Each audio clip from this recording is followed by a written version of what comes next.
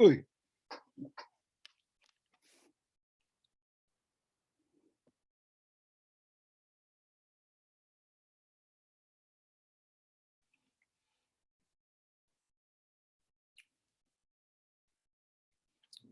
Alrighty then. Alrighty then. Been good there.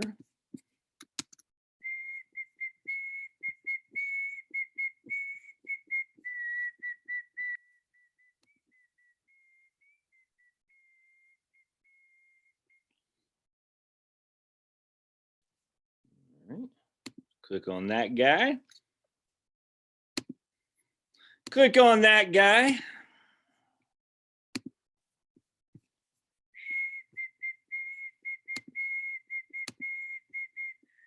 Why can't I do it right there? That'd be crazy. All right. Whatever. All right. Blank. Okay.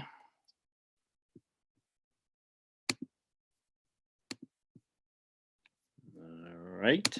Looks like we're coming on board here. All right. Go to live. Go there. All right. Cool. That looks good. Hopefully we'll be doing inappropriate language here so I can get, hopefully YouTube will pay me for doing my live stream. It doesn't pay much, I'm telling you right now. For those of you who think YouTube is, you're getting rich off YouTube, I'm sure there's a couple guys are, but not this guy. That's a fact. Nothing wrong with that, but hey man, what's going on everybody? Daniel, Nancy, Bill, Mark Cheese from Wisconsin, I think. Southern California in the house. What's up, Denise? William Soares, I haven't seen you before, so welcome aboard. I'm doing just fine, sir. Just got done making, my daughter made some enchiladas. They weren't that good. They're okay, but they weren't that good. Of course, I made some, try to make some chicken tenders in our air fryer.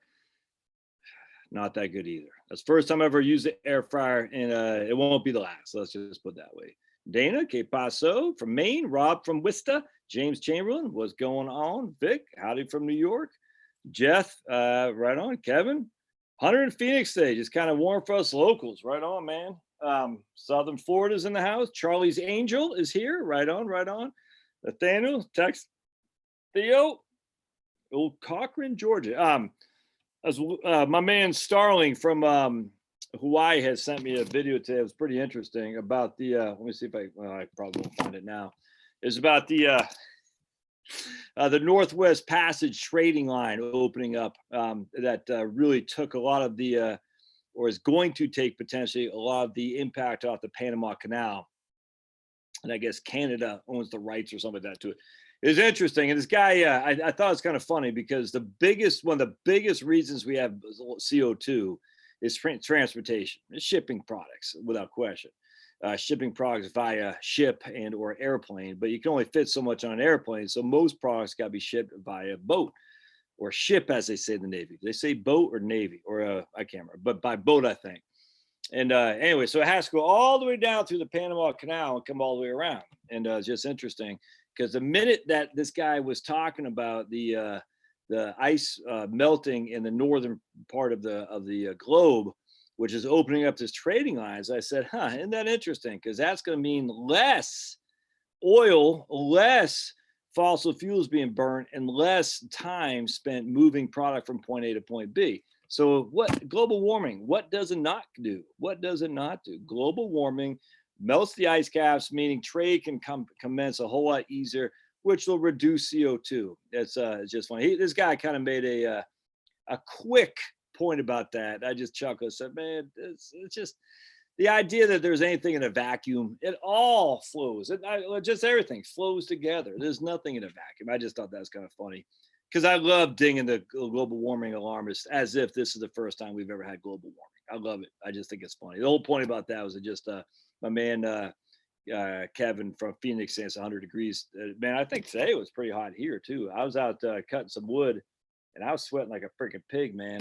I got cuts all over the place. Anyway, so all's good in the Scanlon house here for sure. Sharing my kids, they're asking about income, median versus mean. And is interesting because I had to make sure they understand. My one daughter does. I think both my daughters do, actually. They're both pretty smart. One daughter, I just want to make sure they understood that your average income relative to the United States is meaningless. The average income doesn't mean anything. So what I mean by that is Bill Gates and old Josh. I got a buck. Bill Gates has got $50 billion to in his quest to dominate the world and force vaccines on you. Our average income, or in this case, net worth. Hey, buddy, what's up? Oh, okay. Is $25 billion. Of course, I got a buck. Bill Gates got 50. So, oh, thanks, babes. you want to be on the thing? Real quick. There's my wife. Hey, there she is. You guys see what's going on? Hello. That's Charlotte. Hi. That's my better half.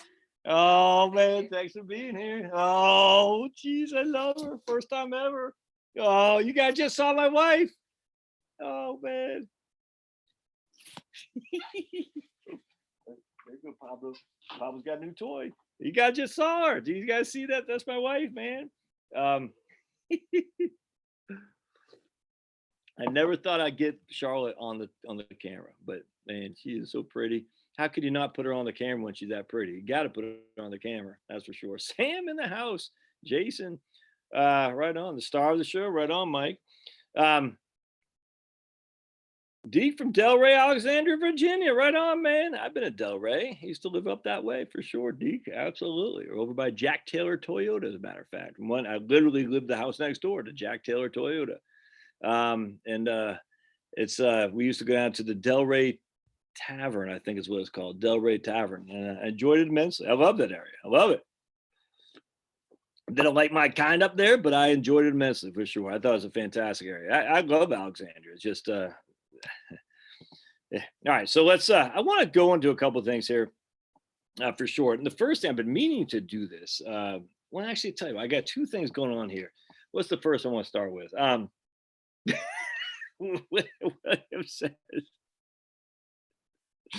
William said he thought I was lying about having a wife.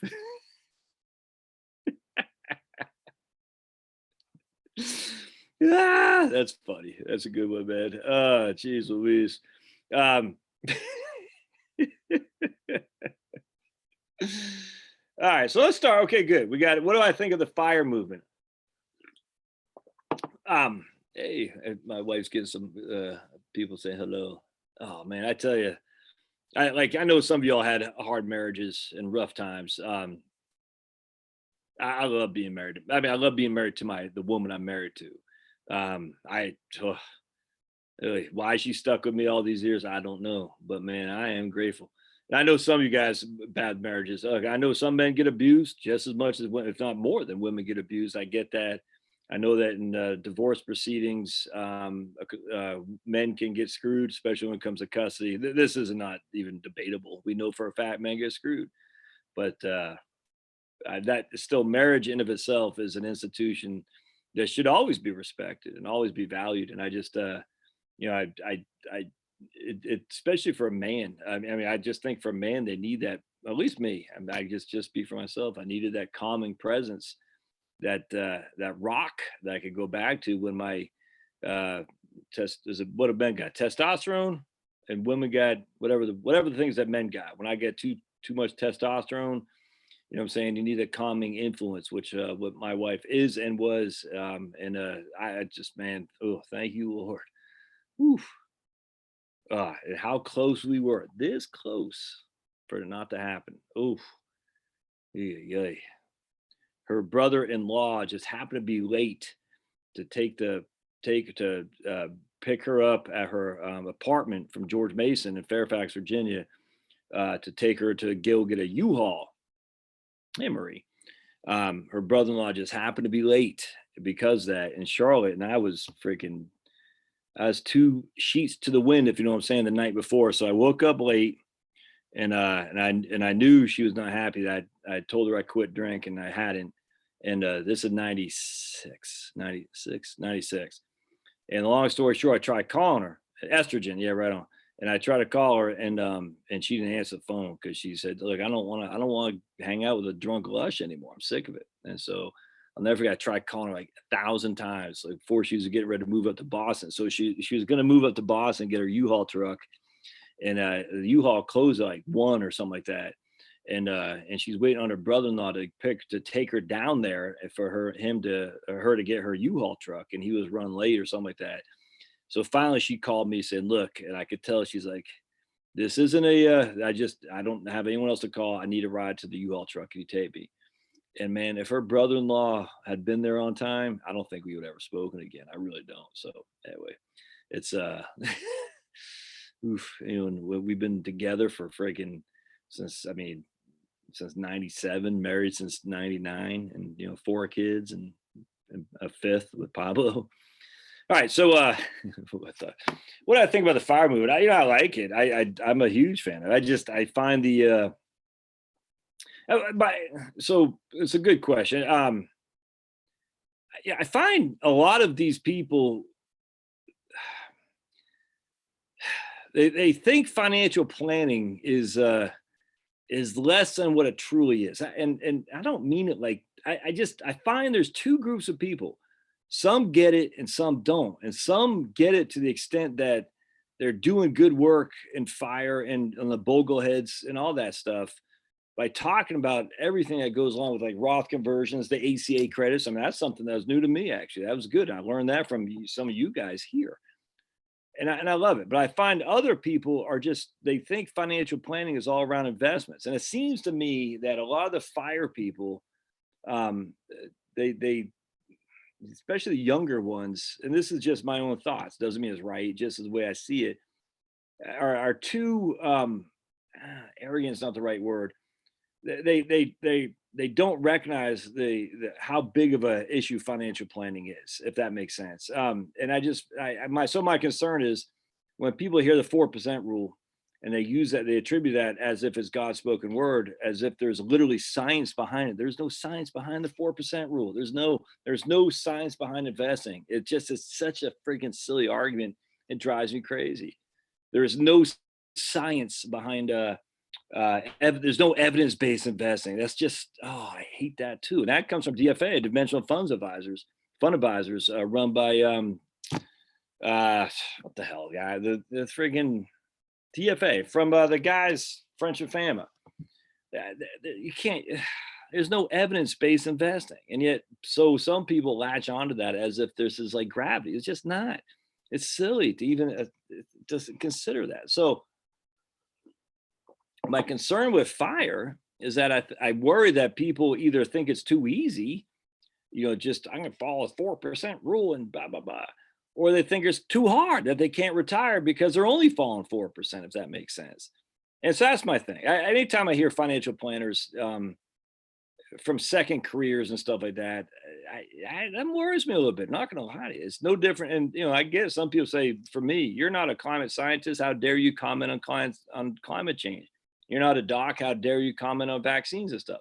Well, I never held myself to be a professional in that, but I can read and I can learn and I can think.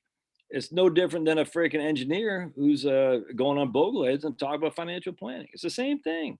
Some get it right, some get it wrong, and some professionals get it right, some professionals get it wrong too. But my concern with fire is I wonder if they're minimizing some extent of financial planning where there's a lot more into it than just how much money you have and whether or not you can take 4% rule a year out. So let me give you an example. I had this email today. Actually, I'll share a little bit with you because the guy said it might be interesting for a YouTube channel or video. Now I can't read the whole thing, but I'm reading this and I'm like, oh, I could tell this guy hasn't followed my channel that much because hold on just a second. Right here. All right, so here he's an old Marine and an Air Force guy, and good guys, an airline mechanic. And he gives me this. I'm sure he's a wonderful human being, but he talks about whether or not he can retire, essentially. And he's single, 61 years old, no kids, wants to retire next year possibly. He gives me the litany of his accounts and all that. He's going to have pensions. He's going to have Social Security. He's on TRICARE for Life, TFL, and or TRICARE and then TFL. And he breaks down his, what he's got, but he completely neglects the one thing. The one thing is expenses. And so all this is meaningless to me. It's meaningless to me because if you don't have expenses, if we don't know expenses, it doesn't matter. And look, I guarantee this guy is going to be fine. 61 years old. If you saw what he's got, you'd be like, dude, you're fine. But I'm not going to do a video on it. It's not that I'm going to be relating to that many people. But B, I was completely wasting my time. If we don't know expenses, then everything else is not. So going back to fire, and I'm just using the generally, I'm painting with a broad brush. I get it, but how many people in the fire movement just don't understand the complexity of financial planning, the true complexity? It's a hell of a lot more than what you have in assets. It really is. It's there's so much more than that. That's my concern. So anyway, I'm all for it, man. If people want to freaking retire, was it financially independent, retire early? I'm all for that. I got no qualm with that at all. I hope that people are doing it with the thought that says, man, if I screw this up, it's going to royally screw things up, and they got to be careful. With that said, I hope more people get into fire, say, I think I can do this. You see what I'm saying? It's a seesaw there. So anyway, kind of interesting. I want to point out, Sue, while I was just thinking about it. And I don't think hiring a professional necessarily is the way to go, because I'm telling you right now, FINRA, the Financial Industries Regulatory Authority, financial industry, I can't remember what it stands for, FINRA. They're now creating a higher threshold in terms of fees for a guy like me to find out or to be able to dispute an allegation on his record. And so this is the issue when it comes to financial professionals. Who do you trust, man? Because I will tell you right now, a lot of financial professionals, you don't know if they're any good. How do you know if they're good? You don't know. And that's the issue. That's why I wish more people get on YouTube, because then you can at least hear what they have to say and see their personality and see, do they know what the hell they're talking about, or they're just reading boilerplate crap. And that's the issue. So why I bring that up with FINRA is because a lot of people look at a disclosure, which is a black mark on someone's what's called a U5, and I have one. I've shared that with you many times to Sunday. I'd be happy to do it again. It pisses me off, but it's just not worth my time and energy. Never my money to try to clear my name, which was never sullied anyway, but because the way the system is. So now FINRA is making that much harder for individual guys like me to clear their name. And so what's going to happen is you're going to have a lot of guys that got falsely accused, like what happened with USA, where USA literally lied about these people, 15 of them. A lot of them are really good friends who did no wrong. And finally, USA had to pay out millions and millions of dollars because they were held accountable by FINRA. But that was a crapshoot.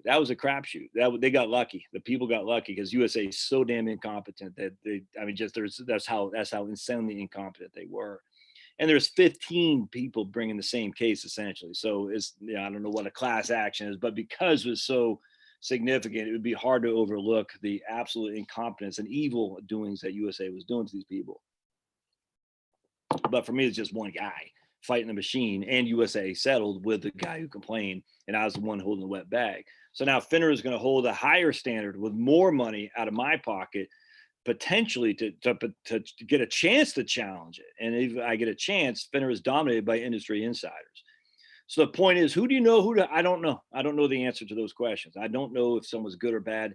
I mean, we got these things, XY Planning Network. Look, man, I was part of that for a little bit until they went far left. I know some people are still in that network who are not far left, but I can't affiliate with a far left group. I just can't.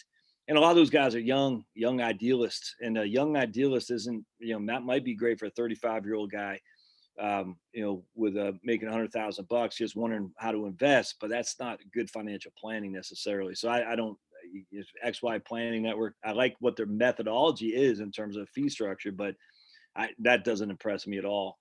Garrett Planning Network, I'm a big fan of them. The Garrett Financial Planning Network seems to be a little bit more older people who are part of the network. I like that a lot, and they charge by the hour. So I'm a big fan of the folks at Garrett Financial Planning Network. I've talked to a number of them, and I like them a lot.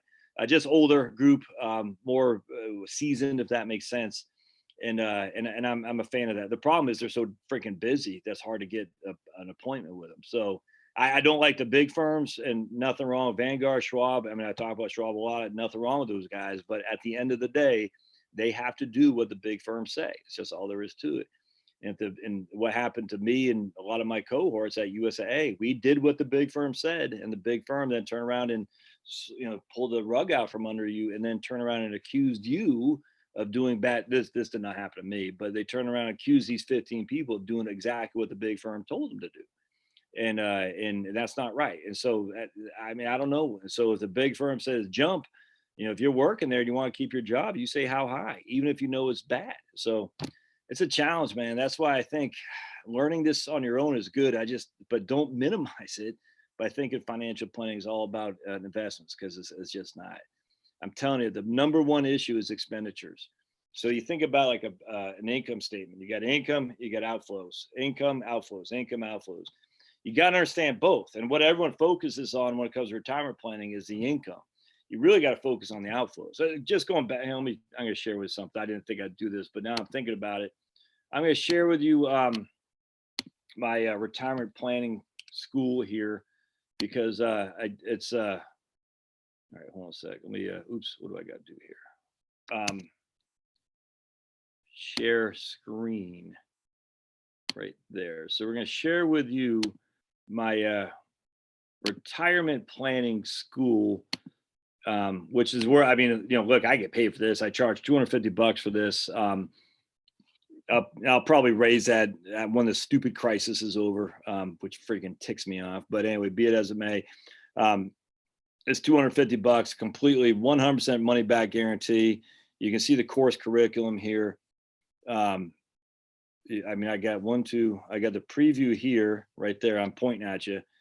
You know, Hulk Hogan, I guess, or what? Randy Savage. 7 hours learning. Once you download, it's $250, 30-day money back guarantee. You got 16 minutes of a preview, a free preview right there, asset location. Probably one of the best videos you'll see on that.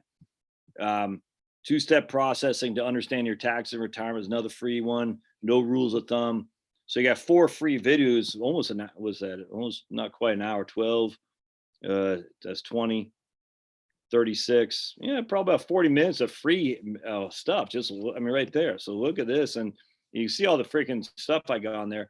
Anyway, going back to why I did that is because I wanted to, I wanted some people to have a way to get financial planning advice that focuses on real financial planning, which is expenditures, Medicare, Social Security, you know, obviously investments as well.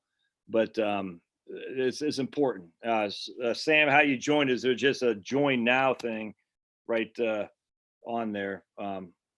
You'll see where it says enroll now. So I'll put a link in the show notes. It's just retirementplanningschool.teachable.com. Retirementplanningschool.teachable.com. Let me just actually share this again.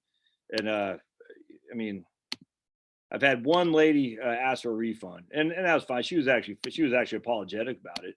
And I said, no problem. I mean, she didn't have to explain to me. But anyway, so here, retirementplanningschool.teachable.com, and then you hit enroll now, and you click on this right here.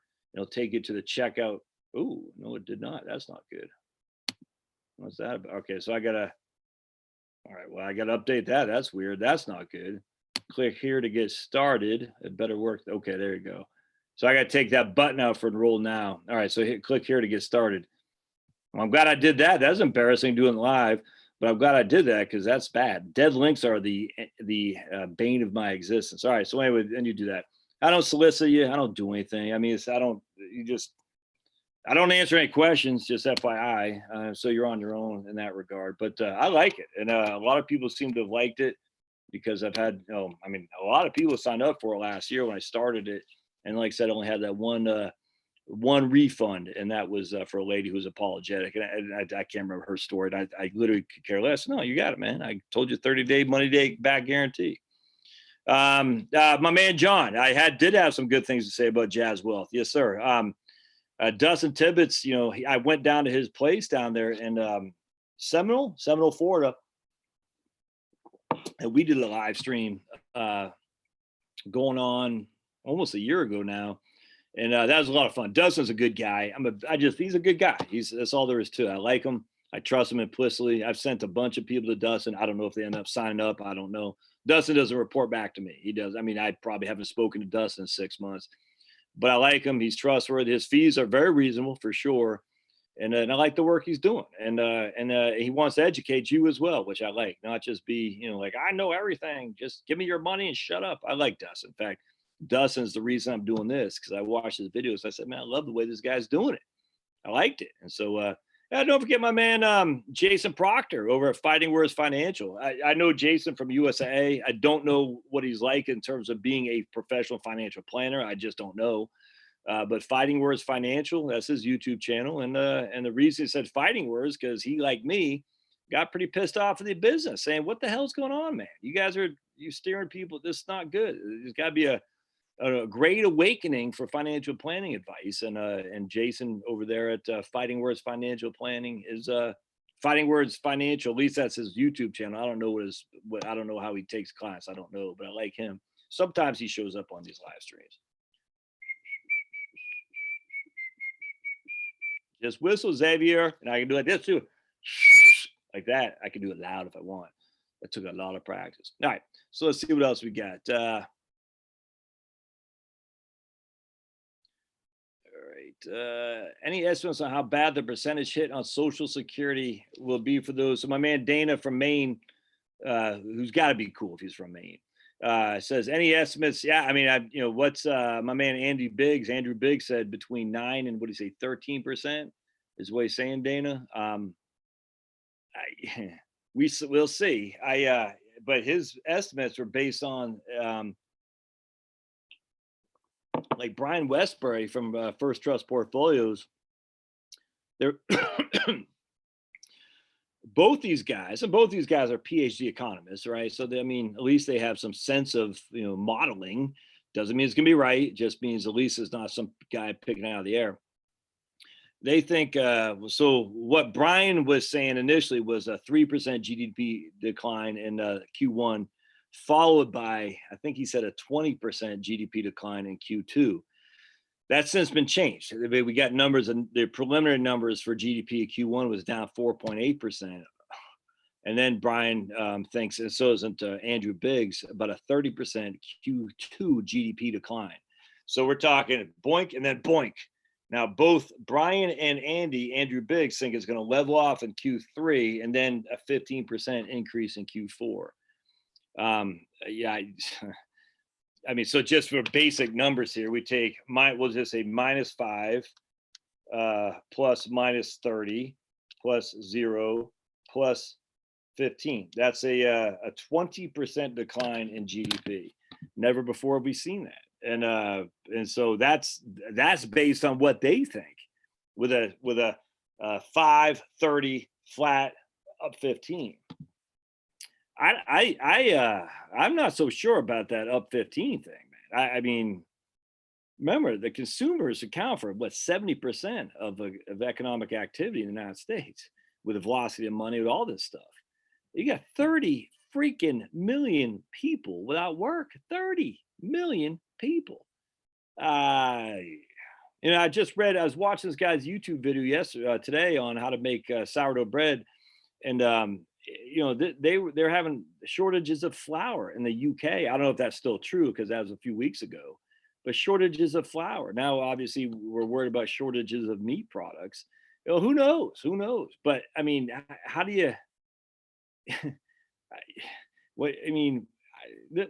One of the reasons the Great Depression became the Depression became great was because the insanity of what was happening in the markets, that they couldn't bring product to the consumer. And that's why FDR said you got to plow under your crops, because we got to raise the prices. And if we minimize the supply, they'll raise the prices, and that's what they want in inflation. And but that's not good. That's not a good way to deal with an economy. And so now we have similar issues here. We don't have the government regulation from Trump saying, kill all your pigs and freaking moo cows. But we have even worse, what's called USDA, where you got to take your product and bring it to this bottleneck of USDA approved manufacturer and butchers. And there's only read about 170 or something like that in the whole of the US. So Thomas Massey from Kentucky, who I love, by the way, Thomas Massey, who Trump rammed him. Look, I love Trump, but Trump sometimes gets on my nerves, not going to lie to you. he bashed Massey for Massey wanted a 4 vote for the freaking stupid first stimulus, and he didn't get it. But yeah, Trump should have piped down. But he beat as it may. I mean, you take the good, take the bad with Trump. And then you have the Facts of Life. Remember that song, The Facts of Life? Remember Blair from Facts of Life? Who Blair, Tootie, Joe, and what was the other ones? I forgot the heavy set lady. I forgot her name. And we got Blair. You take the good, you take the bad, you put them both, and then you have the Facts of Life. And Mrs. Garrett, remember that? That shows you how old school I am. I don't even vote. No, I just remember Blair. Oh man, ooh, Blair. And I don't like Joe too much. Tootie was pretty cute. I forgot the other lady, the heavyset lady. I'm drawing a blank what her name was. But anyway, be that as it may. So the Trumpster. So Thomas Massey's going to introduce the Prime Act. Prime Act, Prime, Prime Act, which is going to allow the states to choose the regulatory environments of whether or not they can freaking producers can sell product to consumers directly. I love it. This is why I'm a Republican right here, because this is the kind of stuff. And if the libertarians ever got out of their own way, well, I'd be a libertarian. Because if you take the USDA out and put it to federalism to the states can say, it's okay for you to be able to manufacture and sell directly to the consumer. The way, whatever the state wants to do, man. Paul LePage in Maine, all right? Everyone hates Paul LePage except for me. Paul LePage, you know what he did? As a true libertarian Republican, he allowed milk producers to be able to bring milk to market to localities if they wanted to do it. He didn't force. He said, if you want to do it, go crazy. It's your town. You know better. You can police this crap up better than I can. Certainly better than the DC can. That's freaking awesome. So all these liberals who want more and more buy local, you can't buy meat local. You can't. It has to go through a freaking USDA approved butcher shop. And so because of that, there's only so many USDA approved butcher shops. And what happens is it's this huge bottleneck because they don't have the capacity to bring it to the consumer because the restaurants have been closed. It's the people who don't get this don't want to get this. It's all there is to it. They can't just on the freaking dime say, we used to sell the restaurants, now we're going to sell the consumers. It doesn't work like that, especially when it comes to fish products and things like that. The vast majority of which are sold to restaurants, not to the consumer. And so when they sell to restaurants, they're sold in mass and bulk, not in 1 gallon buckets for freaking milk, for instance. They don't sell a gallon to a restaurant. They sell these huge jugs. Bob was up there barking. But anyway, and so the issue is Thomas Massey is introducing his Prime Act, which I know it won't pass. It'd be awesome. It just says let the states take care of it. And that way, if freaking Polyface Farms in Stanton, Virginia wants to produce their own poultry, their own beef, their own pork, and they want to sell it directly to the consumer, you as a big boy can decide if you want to buy that or not. You don't have to. You can go through a USDA approved facility, but you are a big boy. You put your big boy pants on. You say, you know, I'm going to be in charge with what I consume. What the hell is wrong with that? Well, we know what's wrong with it. It's 1967 is when they mandated this. I guarantee you, some smoke-filled back rooms of butchers, probably big ag butchers said, we can't let these little guys bring freaking product to the average consumer. We could all we could all die. No different than the CDC reporting 2 years ago now that backyard chickens was hurting people. It's the most infuriating thing I've ever read in my life, and the media took off on that. It had nothing. I mean, backyard chickens, you raising chickens, eating in your backyard was a problem, according to CDC, because some people got sick. And you're sitting there thinking, okay, if we actually do a comparison to what people got sick without backyard chickens by buying it from Tyson or something like that, it's a hell of a lot worse. But the CDC didn't say anything about that. It's all big government. It's all big business, big government. And it used to be big labor until labor sold their soul for rock and roll. Big government, big business, which is fascism. And so what they're saying is they're trying to stamp out the little guy. Well, hopefully with this freaking pandemic, we get some people come in and say, no, we got to get this back to the little guy being able to choose what he wants to do with his product. Anyway, that freaking ticks me off, man. Freaking these guys. I'm sitting there thinking, we got a need, we got a demand, we got a supply, but because the federal government from 1960 on has regulated this, we can't make those two things happen. Ugh. All right. Mike says, I hit a home run, my 1960 Social Security revelation. Actually, that's my Andrew Biggs. First of all, that guy, everything that guy writes, you guys got to read. Andrew Biggs from AEI, American Enterprise Institute. The guy's freaking spot on. Part two is my man Mark Possoff over, who's might or may not be on this tonight, but he informed me of the article, and I had read it, kind of discarded it at first, and I think Mark had emailed me again and said, I can't remember what it was, but I said, let me read this again because it comes from Andrew. I'm missing something. So I emailed Andrew, and Andrew took the time to email me back, which apparently he's taking the time to email somebody else on this from this channel back too, which is pretty cool. So that's a big deal, man. That's a big deal. Yeah, Tom says some fire folks take it a little too extreme, like that guy beat the bush.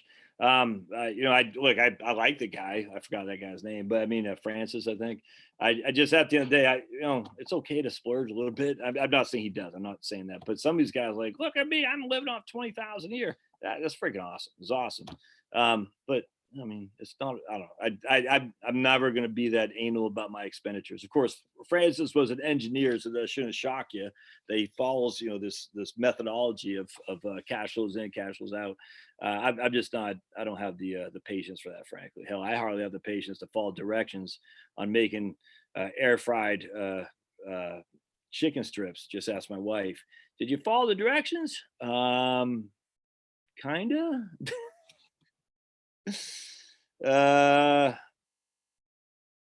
Orty Rod says he needs to hire me as his financial planner. Yeah, just go to heritagewealthplanning.com and you'll see the link up there for fees, man. So by all means, do that for sure, and just send me an email and we'll get rock and rolling. Jim says he contributed to CalPERS for 25 years as a government employee. When I retire, do you think my benefits could be reduced years later? I doubt it. I doubt it, Jim. They're other than, let's see, was it the airline pensioners, the pilots who got reduced, or did they? I can't remember. But hard to imagine current pensioners getting screwed or current Social Security recipients. I don't. The pensioners maybe. I don't think so. Not Social Security recipients. They're just going to take it out on the backs of the up and coming for sure. I don't think you're going to be. Now, at the end of the day, could they change like a cost of living adjustment? Yeah, they probably should, to be perfectly honest with you.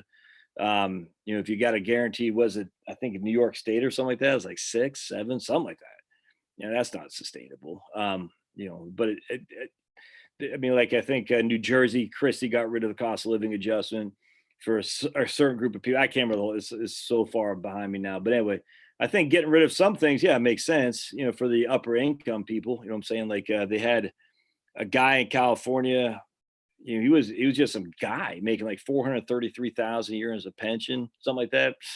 I mean, that guy obviously has got too much of a pension. And he wasn't like a scientist. He wasn't, freaking Pete Carroll from USC. I guess he wouldn't be part of CalPERS. But anyway, I'm not saying football coaches should make that much money either, but let's be honest, they do, because they bring the revenue in for the school. But anyway, so at the end of the day, I mean, if some guy who's freaking, I don't know, just pushing a diversity officer from the University of Michigan, who's making $400,000 a year in income with a pension that pays out 80% of that. Yeah, that's nuts. I mean, those guys got to. I would be happy to see those guys give their pensions reduced for sure. I love it. Talk about making things equal. But if you're, making $80,000 a year as a pension, you put 25 years in there. Yes, that's a high pension. That in of itself isn't what's going to break the bank. It's just not. So I wouldn't expect the pension to be declined. I just think new people coming in are going to get screwed for sure. I was just reading an article just. When was it? Just not that, just literally today on my phone, I think. Hold on a second. It was right. I can't remember. It was about some I can't remember. But it's about some city that has literally no tax revenue coming, or a state. I can't remember what it was. I said, we've forgotten all about the states that rely so much on sales tax. And if there's no products being moved, there's no sales tax, and these states and municipalities are going to get screwed. Oh, here's the, by the way, here's the, how to Here's the article I was reading: How to Stop the Coming Meat Shortage by the Washington Examiner. How to Stop the Coming Meat Shortage by the Washington Examiner. Uh-oh.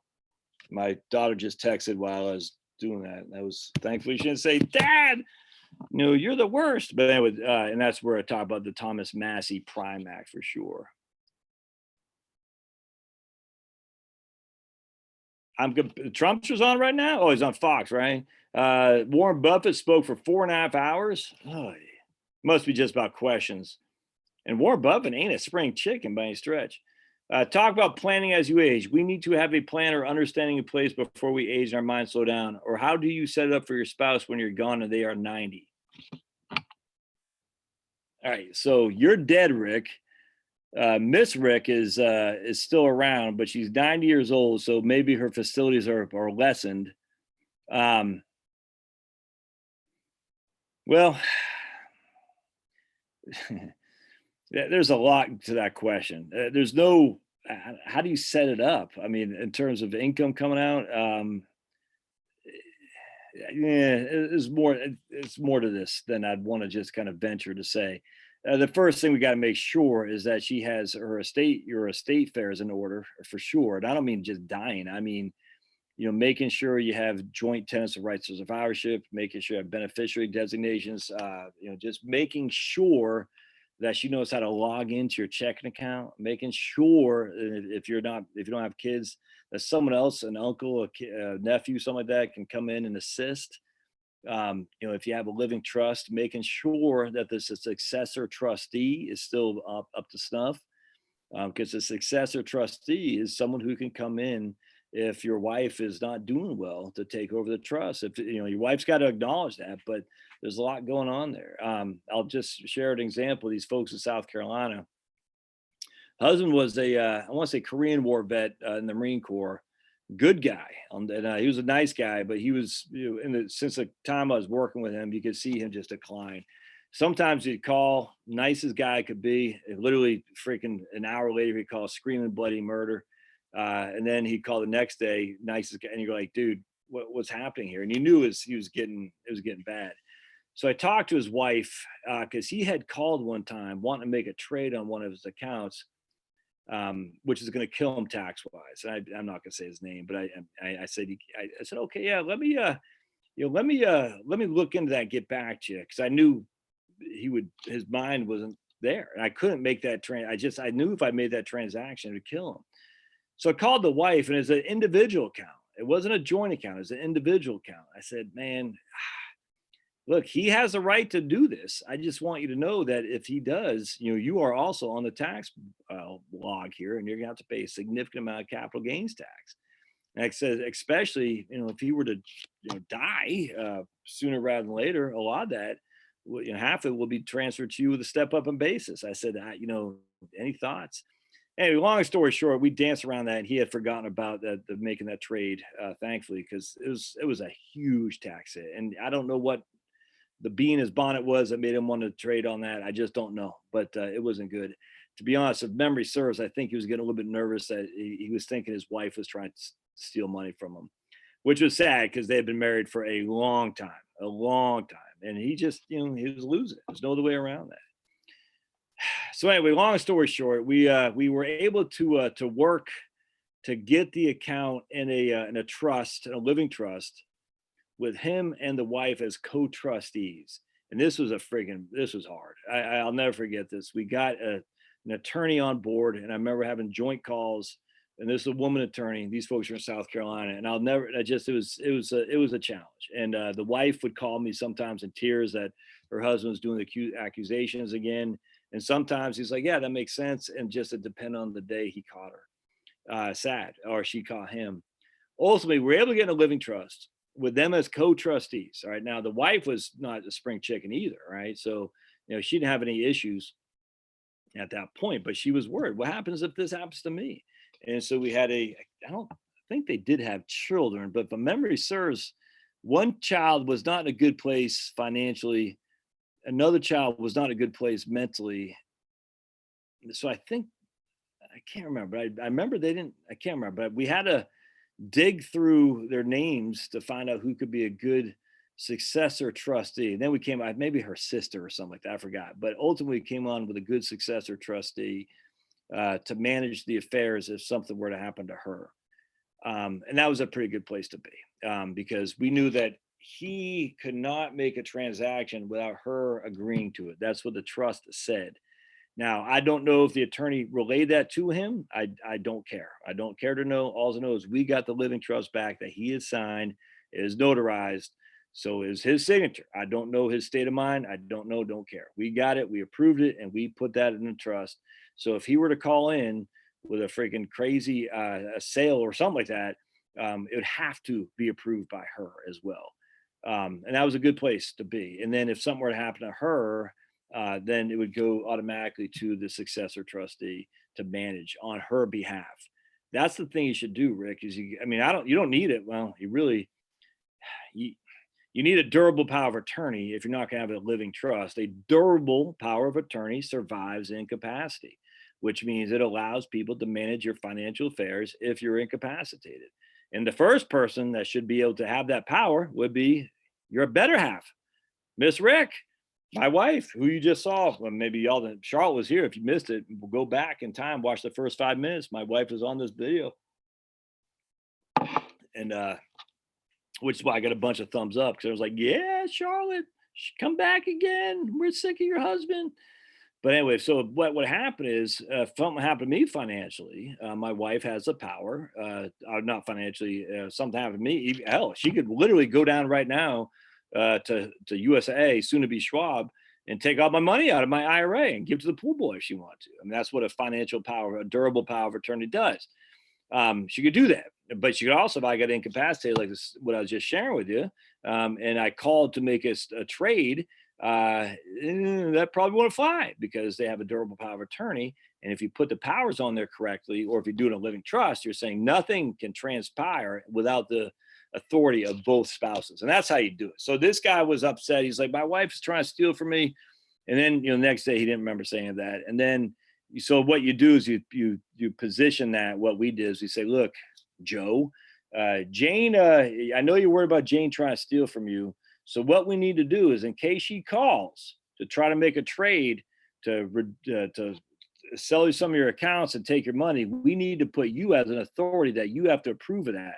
Okay, so we want both of you guys to be able to approve each other's transactions. Are you okay with that? And that's what it was, how we got him to agree to that. Because if we just said we need Jane to approve Joe's, he would have been pissed. So he's like, no, we made it for him, that we're protecting him, and he agreed with that. I don't know whatever happened to those guys. That was bad. And I actually, when I had sent an email to her right when I left USA, because I still am a little bit concerned with how that shook out. I don't know, and she never got back to me. And that's fine. I just hope that someone at USA was able to pick up the flag and help those people out, because that's ugly. Yeah, Kirk says his only problem with fire is that you stop working. I don't know about that, Kirk. Yeah, I hear all the time I'm going to retire. Retire and not working are not synonymous, in my opinion. I just, like, if let's say you retire from your crappy old corporate job, and now you're going out there and you're freaking, growing, raising rabbits. You know what I'm saying? And I mean, that's still work. I don't think God wants. I don't know. Well, I don't know. I don't know anything what God wants. I just, read. Oh, I don't have it down here. So I'm on Exodus, by the way. Just got done reading first Exodus. Real quick, we got a new Pharaoh in town who does not know Joseph. Interesting, huh? So remember, the previous Pharaoh knew Joseph very, very well. And Joseph was held in literally the highest of esteem other than the Pharaoh in all the land of Egypt. Now, Vernon McGee, oh man, I left it upstairs. He is under the impression that the old Pharaoh was a lot more closely related from a racial or ethnicity to the Hebrews than he was to the Egyptians. He came from a different group of people that is closer in line with the Hebrews. So what Vernon's theory is, and other people as well, is that the new king came up through the Egyptian rank and got rid of the old pretender, essentially. And so the new one is literally Egyptian, coming up there, and he's not too fond of the Hebrews, and certainly did not know Joseph and Joseph's connection with the Pharaoh, the king. And so that's interesting. So thus the Hebrews now get looked at very, very negatively, as you well aware. And they're sprouting like freaking, breeding like rabbits. And next thing you know, they look up and say, whoa, what's going on here? And so Pharaoh is up to no good, that's for sure. So just got done reading Exodus chapter 1. I meant to do a video on Genesis 43 today. I think about Genesis 43. It simply slipped my mind. So I got to go back and do that. It's tough to do those every day. It's tough to do this every day because I'm further ahead in my reading of the Bible than I am on my videos. And so I read the Bible, I read Vernon McGee's take on that. And so I'm way over here. Like now I'm in Exodus and I'm still on my videos. Only in Genesis 43 is my next one. And there's 50 chapters in Genesis. So anyway, so Kirk's issue is he thinks God wants you to work. I completely agree with that. I don't think, being retired and equates to being just in leisure. I don't think that at all. I just think it means you're doing something that you might want to do differently. That is more enjoyable to you.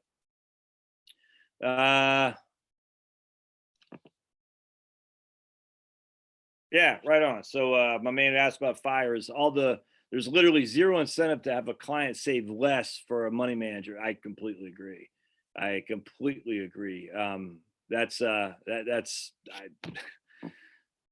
that's why Larry Kolikoff, is that man RGB here, the crazy guy who's purportedly has got a PhD from Harvard or something like that from math. Is he on here because he says Larry Kolikoff hates Trump and how can you follow Larry Kolikoff, Josh, if you like Trump and all that?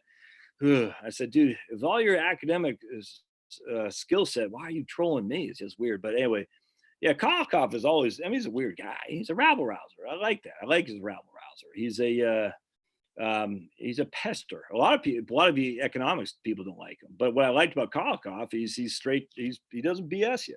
And Kolikoff's whole thing is consumption smoothing.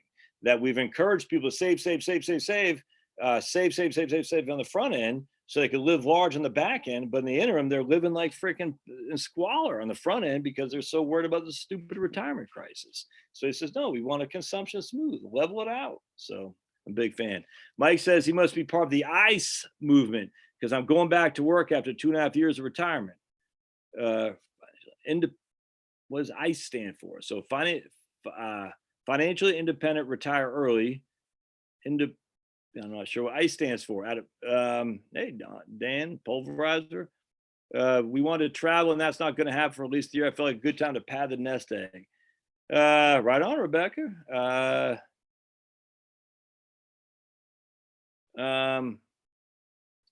No one's used yourself as a saver, investor, planner relative to tracking expenses. But where would you put behavioral finance? Okay, so Moon says expenses a top issue. Where would you put behavioral financial issues relative to tracking expenses?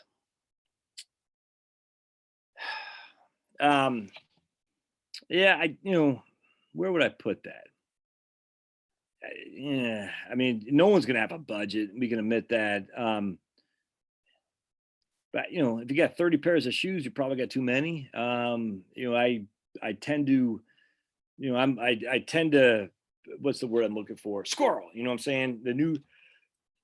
The new shiny objects I tend to go for. I know that about myself. So I try not to click that button on Amazon. And one of the reasons is because I don't want my wife to say, "Whoa, another Amazon box." I don't buy that much stuff, but I just bought some stuff for cutting wood the other day. And so I do buy some stuff. Do I actually need that stuff to cut wood? Well, no. But I got a bunch of wood out there that needs to get moved, it needs to get cut and made into firewood, and it'd be stupid just to let it go to rot. So I want to cut it up. So I bought that. But I guess, Moon, that'd be something. Just watch your expenditure. If you think you're spending too much, you probably are. If that makes sense. Don't do heroin. I'd probably watch the booze. If I don't drink, so that's not an issue for me. But I know what it's like to just spend a 6-pack a day on Sierra Nevada. And when I was drinking in the 90s, Sierra Nevada 6-pack back then was like $9. I can only imagine what it is now. $9 a day. And I probably didn't drink the whole 6-pack. Well, on average, I did on any given night. I used to work at UPS. So what I do is I get work at I'd get out of school go to UPS, load trucks from 5 to 10 or something like that. And then did we have to clean the trucks too? I can't remember. But anyway, and then I go to this would be my thing. So I go to at 10 o'clock, and you're busting your butt. I mean, I was probably a $1.60 in terms of weight then. You're just, it's crazy. So you get out of the UPS, you only work 5 hours a day, but you got paid big bucks. And I remember it's like, okay, but you're busting your butt. I'd hit Giant. I get a pint of Ben and Jerry's ice cream, even though they're crazy. The ice cream is good. I get a 6-pack of Sierra, and then I go to McDonald's and get a Big Mac meal, right? So very healthy. And I get home, watch Stanley Cup playoffs, if the late games, because a lot of the West Coast, the East Coast games are already over. And I had to eat my ice cream, drinking beers, you know what I'm saying? And that adds up, man. So that's your routine. And then, but the issue is not only is that a fun routine, because it is, but then it becomes literally a routine. And you're like, oh, I'm missing something. Oh, I need my beers. I need my ice cream and stuff like that. If that makes sense. So then you just find yourself 3 months later and it's no longer a treat. This is what you do. Yeah, that's not good. So I'd be careful there. Let's see here. Oops. Yeah, Doug, do people hoard yeast now? It might be difficult to hoard flour because it consumes considerable space.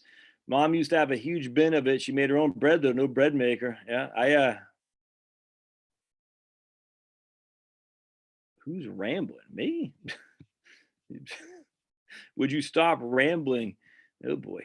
That's what Jim C says. Stop rambling. I'm not sure you're talking to me, but are you new here? Oh, Nathaniel Taylor says he's in the UK and the hoard, the flour is out. Ugh.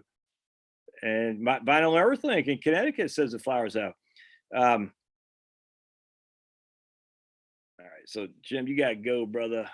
Why? I don't get why people ask a question and then.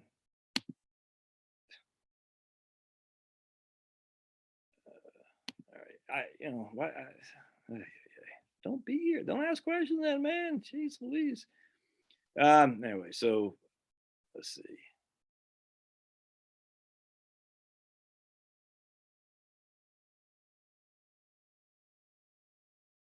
So it's downloadable. It is. I think. Guy who asked that. It's I know you own it, so it's I think it's downloadable. Let me see. Can you download it? Hold on just a second. Let me go back here. Can you download this? Yeah, I don't know. I'm not sure if it's downloadable. I think it is, but don't quote me on that. I do know you own it. Once you buy it, I don't take it away. In fact, I think once you buy it, if I ever do an update, you get it automatically. I think. Yeah, Team Mac. All right. Yeah, I saw that too. There's a one underneath there, T. You got to go down below it, and it'll say, I got to change that button. That's ugly. Jazz Wealth uses Right Capital as well. Yep, exactly. Starling, John says that Starling, have you worked with Dustin over at Jazz Wealth? All right. They can't mill it fast enough. They have plenty of wheat. They can't mill it fast enough. Man, it's just like plenty of beef and pork and chicken. They just can't butcher it fast enough. Yeah, Kirk from Oregon says in my state, most want to stay on unemployment because they're making more. Exactly. Doug D. I have a net worth about rental properties 1.2 million. I own free and clear with great tenants. Net worth I net about 65K. Do I think to sell now? Mrs. Garrett. Natalie, that was a heavy set lady. Natalie, yep, right there. Blair, Joy, Joe, Footy. No, I think it was Tootie. Yeah, Tootie, right on. You have I don't get why would you want to sell, Doug? Doug says he got a net worth about 1.2 rental properties with great tenants, and that's about 65K. I don't know. I mean, people need a place to live. I'm not getting it. I mean, because you're worried about real estate property prices going down, as I am. But yeah, but you're not. That's not going to affect your rent, I won't think. Yeah, I don't know. I'm missing something there. All right. People are having a hard time finding yeast to make bread, says Denise. That's why you got to do the sourdough. Just take your sourdough and water. You take your flour and water and let it, what do they call it? Let it move or ferment, I guess. Let it ferment. But if you don't have flour, you can't do it. I do have my own mill. I do got some grain back there. And I'm looking back there like you guys can see it. I've got some stuff back there so I can grind it if I need to. Not sure how much I have of grain. I can't remember, but every now and again I'll pick up stuff for my preps and I just throw it back in the basement, the dark basement there, in case I need to grind my own stuff for sure. Who knows, man? And I got one of those, you know, uh, bread machines. Those quick and easy. I forgot the names of them. I think they're Sunkist or something like that. A bread machine doesn't come out as good as I'd like, but yeah, you can't find yeast. You're not gonna make flour. Not gonna make bread unless you do it the old-fashioned way, sourdough. Um,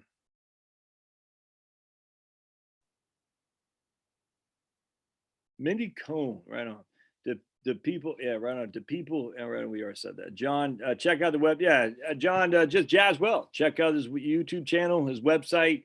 Frankly, I don't know exactly his process. I don't know. I sent a couple of people down there and they like it, so I'm fond of it. But in terms of what they do, I don't know. But Jazz Wealth, big big channel, huge channel.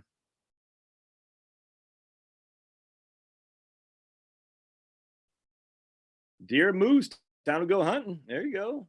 Polyface Farms in Standard, Virginia. Raw milk is villainized. Villainized? Raw milk, I don't get it. Kate Brown in Oregon just extended our emergency stay until July 6th. July 6th? Kirk, are you kidding me?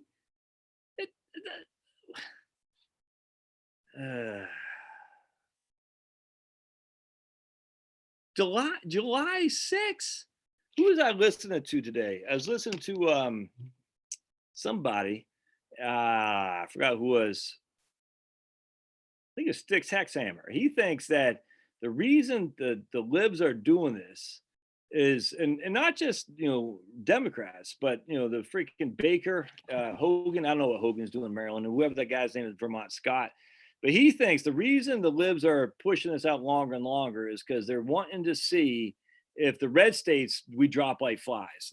An article from Medium just came across. I didn't read it because it's silly. It says how Georgia is how Georgia has legalized human sacrifice or something like that. That's just these people are so stupid.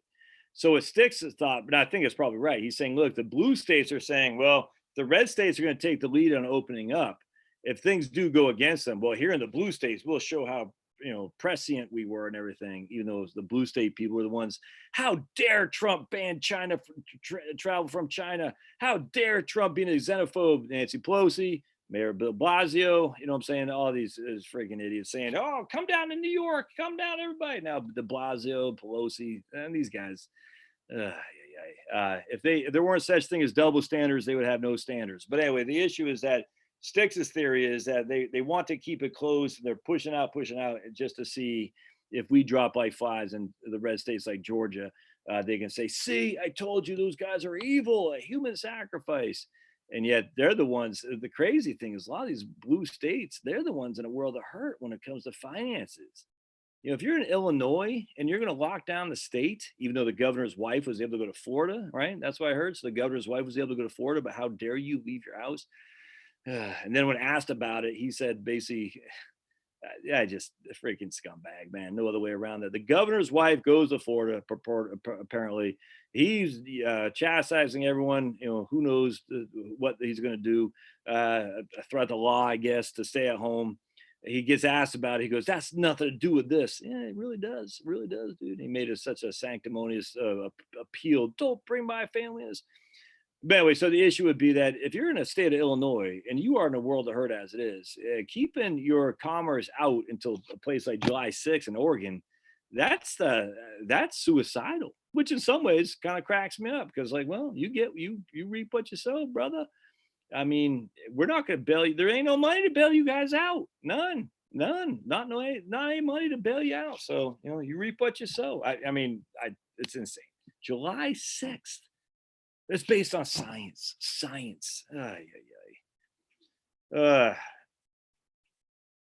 She's not going to lose her seat, Doug. No way, man. Website for retirement course is, I'll bring it up again. Hold on just a second. And so I'll go to more. Oops, I'll go to share. I'll go here. So website to this is, hide this right here, is the Retirement Planning School, all one word, retirementplanningschool.teachable.com. Don't click this right here. That is a dead link, which is weird because it used to not be a dead link. So I'm not sure what that's about. Click this down here to get started. All right. So I got to fix that tonight, which is kind of embarrassing, but who knows how many people did not sign up when they got this ugly dead link. I'm not sure what that's about. That is weird. Let's see. Let's make sure this goes to my website here. Yeah. Okay. There we go. It does go to my website. Let's just make sure it goes to retirement planning course. There we go. All right, sweet. So, yeah. Okay, good. All right, sweet. So then let's make sure that works. Yes. All right, good. That works. So I got a dead link in there. That's bad. So we want to eliminate that dead link, which I'll do that tomorrow or tonight. Probably tomorrow. All right. So good. That's my idea. Pittsburgh in the house. Thoughts on crypto? I don't have any thoughts, man. I just don't know anything about it. Sorry. I don't. How about living off 200,000 a year? Man, that's not too shabby with that. That's for sure. I could do that.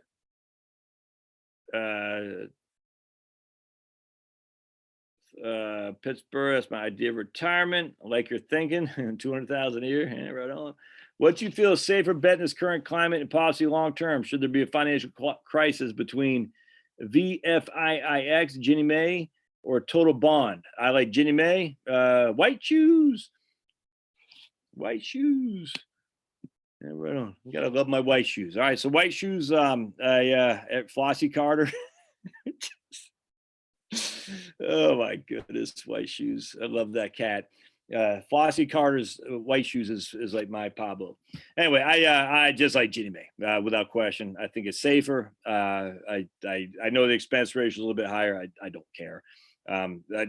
My thoughts. Remember the total bond index. 70% of that is still going to be government sponsored enterprises. Ginnie Mae, Fannie Mae. Ginnie Mae is not a government sponsored enterprise, by the way. Ginnie Mae is a literal government bond. Fannie Mae, Freddie Mac, government, FHA, Home Loan Bank. Those are government sponsored enterprises. GSE. They're going to have the rest of treasuries. That's what they're going to have in total bond. 30% is going to be corporate bonds. I just don't think there's any value right now in corporate bonds. I don't. So I'm like, if you're going to get the total bond index, might as well just go straight for the Ginnie Mae because it's explicitly 100% government bonds, Ginnie Mae. Total bond index is not explicitly 100% government bonds, but it's so much that hard for a corporate bond exposure to really do much in terms of changing the portfolio return without changing a significant amount of risk. So just go Ginnie Mae. They could figure a way to tax Social Security recipients more. I think that's right, Vinyl. I do think that's going to be correct. Oh, speaking of which, my man Vinyl and Bree. Bree is my liberal from California. Vinyl, not from Connecticut, but they were the ones who pointed out the issue on my Social Security retiring in 1960 thing, that if you actually use the real bend points from that back in those days, you actually got it worse. Not well, that was my video, but the issue is from 2009. If you actually use the real bend points for someone retiring or someone turning 60 in 2008, 2009, and 2010, I was just using just the current bend points. But if you actually use the real bend points, the person who retired in a GDP decline got even screwed even worse than what I showed you. Nuts. And it's only, I'm telling you, man, a 20% decline in GDP is unprecedented. And that's assuming we get a 15% bump in Q4. And now we got Kate Brown closing Oregon until that'll be the friggin' third quarter. So Oregon essentially has had a whole quarter of no economic activity. I'd rather live off 20K a year as a retired young person and work my ass off at some tech job to burn out and die. Yeah, I agree, man. I don't mind if pensions are states well funded. Yeah, I agree. Not happening.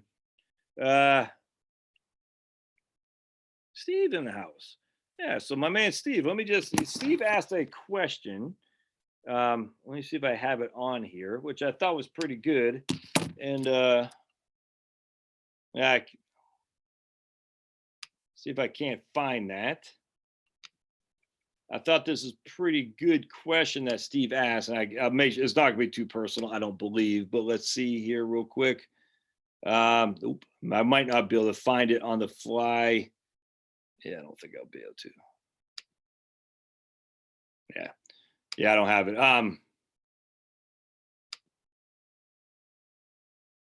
One more second here. Yeah, I can't find it. But anyway, so Steve, I'll answer your question tomorrow. So good stuff, good stuff. Buffett said trust in US, but then sold stocks.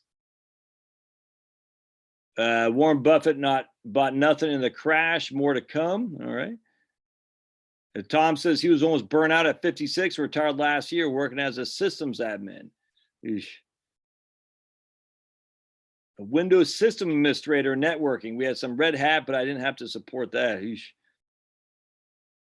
Buffett lost almost 50 billion. Or Berkshire, right? Airlines aren't going to recover for years. I don't know how they could. And now they're, a bunch of these are mandating masks and stuff.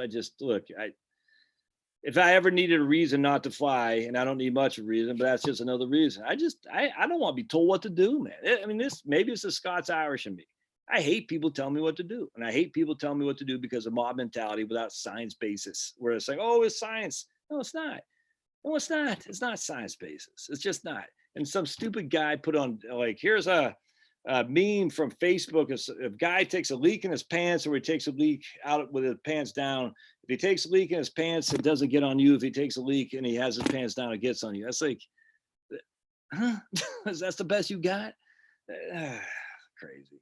I don't like the idea of a mob mentality saying you better wear a face mask or else you can't do. I'm telling you, man, this is a trial run. No other way around that. No other way around is a trial run to see how the sheep are. And I'm not saying this is by a conspiracy. I'm not saying it's by design. I'm just saying at the end of the day, it's working out perfectly for people who want a global big government to mandate things that are not in the best interest of a freedom-loving people. And it just happened to fall in their lap.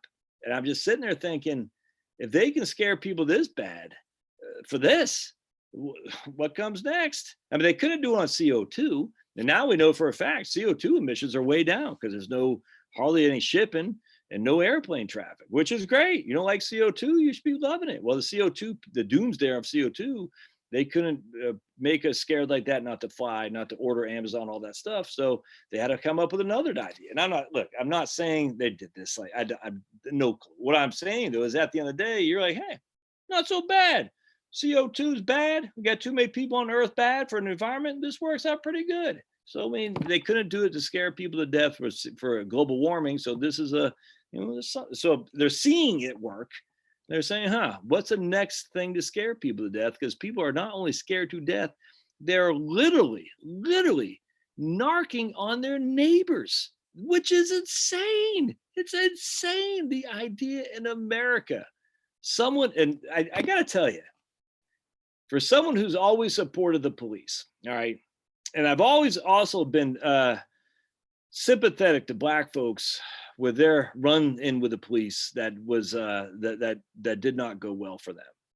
Because I had a good friend when I was in high school who he just got abused. There's no other way around that, and he did nothing. Just he was a Black guy in a car that it was wrong.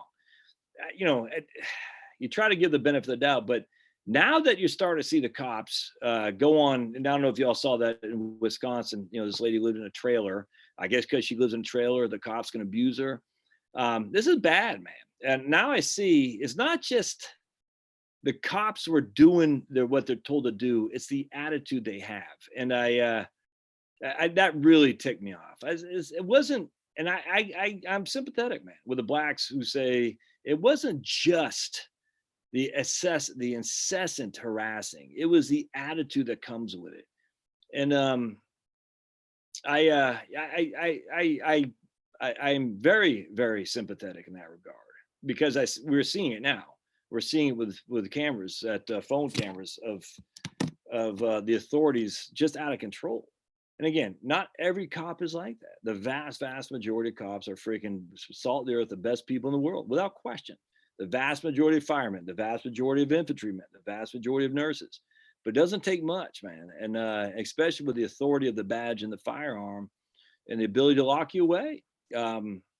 Anyway, this is a deep concern of mine. If the cops can be that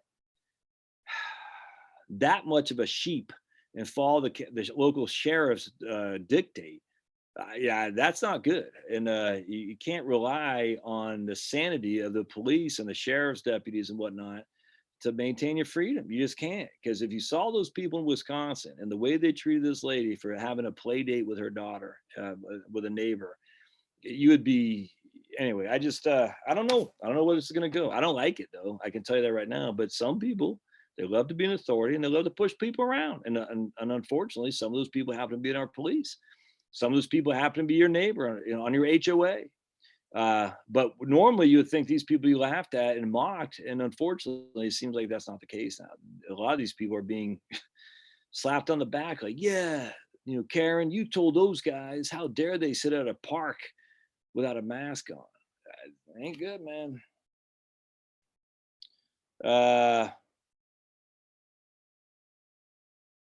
Let's see. All right, let's keep. Yeah, say me too to Tom. Okay. Oh man, we got a bunch of software developers on here. Right on. VIG or VOO. I don't remember what VIG is, Mark. I'm not sure, so you'd have to inform me what VIG is. And actually, while you're doing it, inform me what VOO is. That's not the total stock index. All right. Hey Josh, Facts Life. Her name was Mindy, the heavyset girl on the show. You always do a great job. Nah, as Mindy was, but in the show is Natalie. Natalie, yep. All right. No one's going to retire and completely make no money nor do anything. I 100% agree with that. Yeah, no one's going to sit around just picking their nose all day long. I guess actually that's not true. Some people do. That's why they get so upset because they watch that. Why do you think all those political shows on Fox, MSNBC, and CNN have all these old people advertisements? Because a lot of old people, they retired and they went to watch TV all day long. There's actually studies that prove that, and it's scary. And so they get more and more dissatisfied with retirement, more and more dissatisfied with life, and they follow their political shows, whatever their viewpoint is, and that's not good. That's not good. That will bring fear. If Obama wins or Trump wins, it'll bring hostility, and that can't be good. So don't do that. If you're gonna retire, don't sit around and watch political shows because that'll drive you crazy. Watch YouTube, but I'm telling you, but just be careful because even on YouTube, you're gonna get. I was ticked off when I was watching that video on those cops, man. I was mad. I said, why did I even watch that video? That really made me mad. And I don't like to get that mad. Pepsi bottlers are still working. They made us essential. Apparently, soda is essential. Yeah, right on, man. Vic thinks, I think he's saying the S&P 500, he expects to go back down to 2400 again. Dan thinks 2200. Yikes. Curry Spice. Hello. I'm not a big fan of curry. Yeah, retire and do God's works. You can still work. Right on, man. Fire and ice. My plan has not changed. I plan to retire when I turn 55. My dad died. How do I pay funeral costs? They want $7,000. Jeez, Curry, I don't know. That sucks.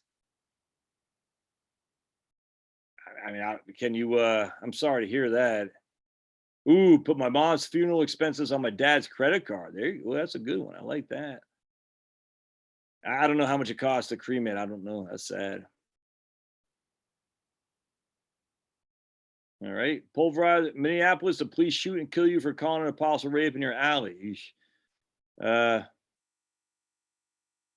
Carl, no. Look at Sweden. Nope. But even I don't even care about the numbers anymore at this stage because the numbers are so, I mean, the facts are hey, we don't know how many people are actually dying from this. I still don't, I still like to see the numbers.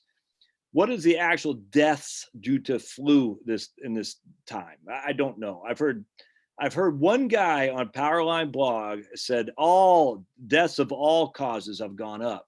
And we asked for a link to this, and he reported that, and twice we asked for a link, and he did not report the link. So I don't know where he got that info from.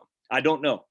I would like to see the number of deaths attributed specific to the flu and where that is relative to the coronavirus. This time frame. My inclination is the flu deaths have dropped off like a brick in water. I'm absolutely willing to be wrong. I don't know. It's just something I'm thinking about. And the deaths relative to other things, pneumonia, whatever else, you name it, I don't care. But it'd be interesting to see, because if deaths across the board are going down, except for this one thing, coronavirus, so that shows you something. Finally, at the end of the day, I want to, until we find out how many people actually carry the disease or the virus, it's all speculation, even to this day. In fact, if you look at it, I was watching Clay Travis, and he's talking about this is back at the beginning of March, that like 10 NBA players had already tested positive. They didn't test the whole NBA at that point, and they didn't know anything. They didn't know they had anything. I'll never forget that. It's like, that is weird. So they had it, they did not know. Anyway, long story short, Clay was saying, how many people actually have it right now that don't even know? And I'm still of the belief that this goes back to at least November. I absolutely believe the coronavirus was here at least in November. I've had enough people tell me they went to get tested for the flu, they came up negative, but they had flu-like symptoms and they were in a world of hurt. I've had enough people tell me that. I think this goes back, and enough people, easily, just many people have told me that.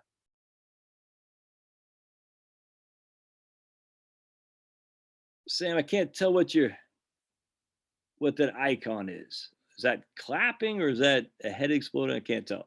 Do you think yeah, man, Kirk says all marijuana shops are open. My best friend owns like 8 stores, sales up 25%. Yeah. Oh, man, that's funny. Man, the funny thing is, I mean, at the end of the day, everyone thinks, look, I think all drugs should be legalized. I've been clear on that since day one, since a long time ago. I find it funny though. Everyone seems like marijuana is a clean drug relative to alcohol, and I agree with that.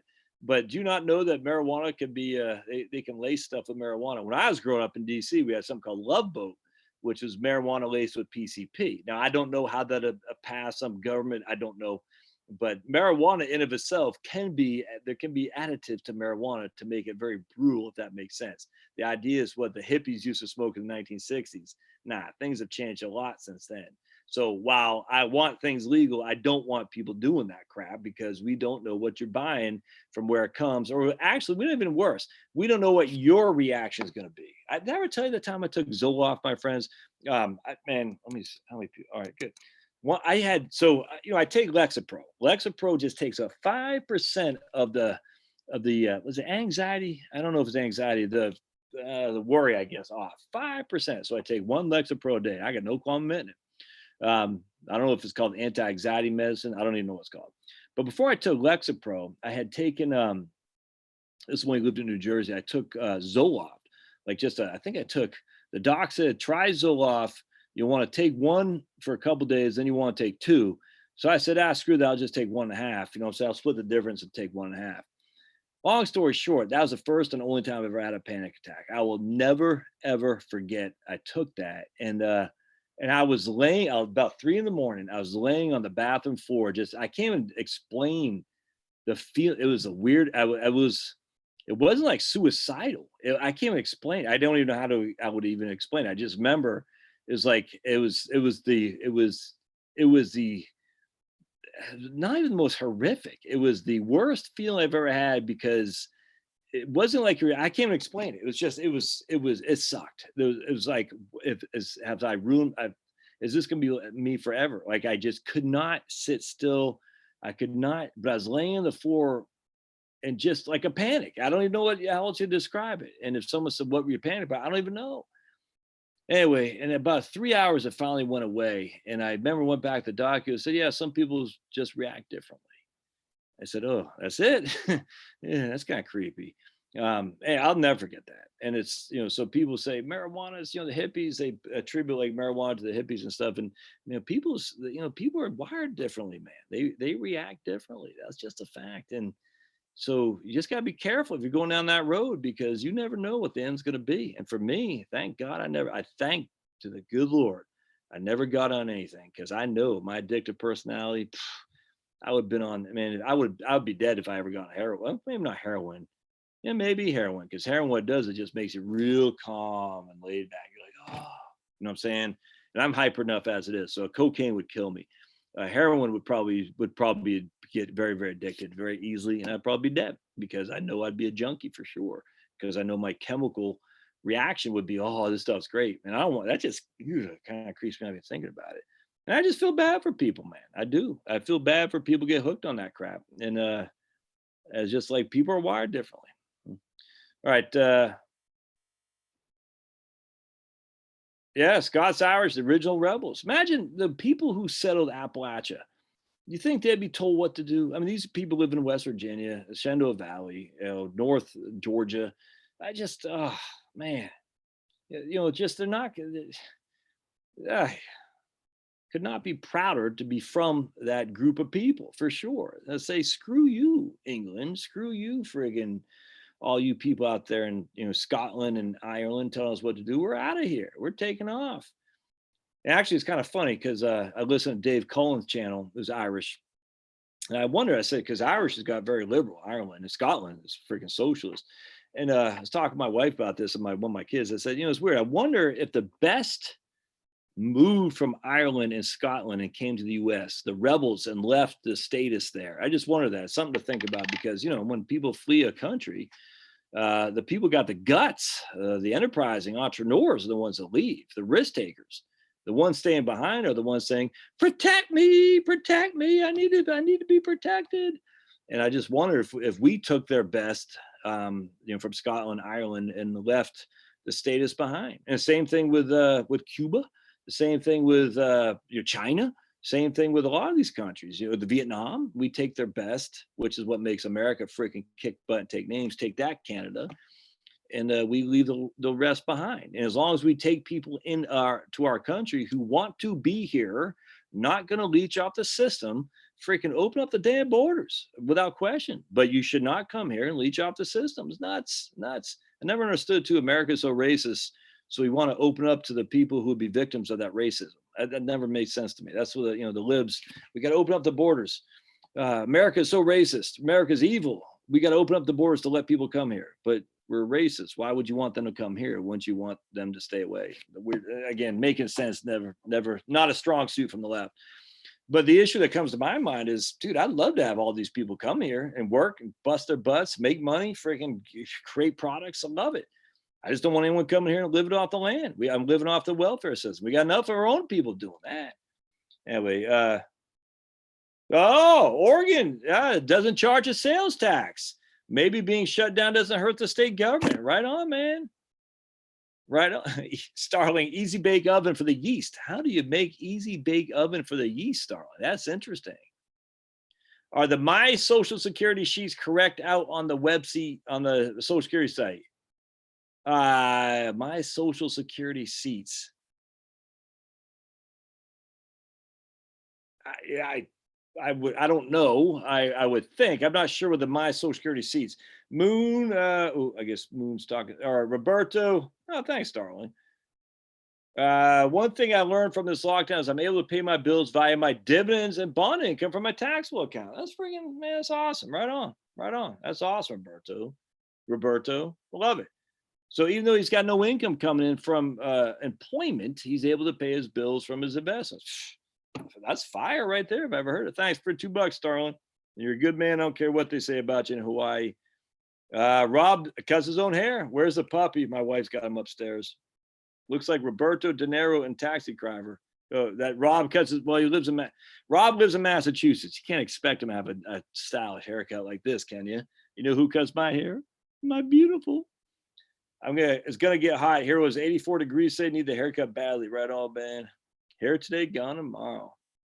Do you share your spreadsheets for retirement? I do not, Virginia. And the reason for that is because I've learned that I did initially, and I was getting lots of questions.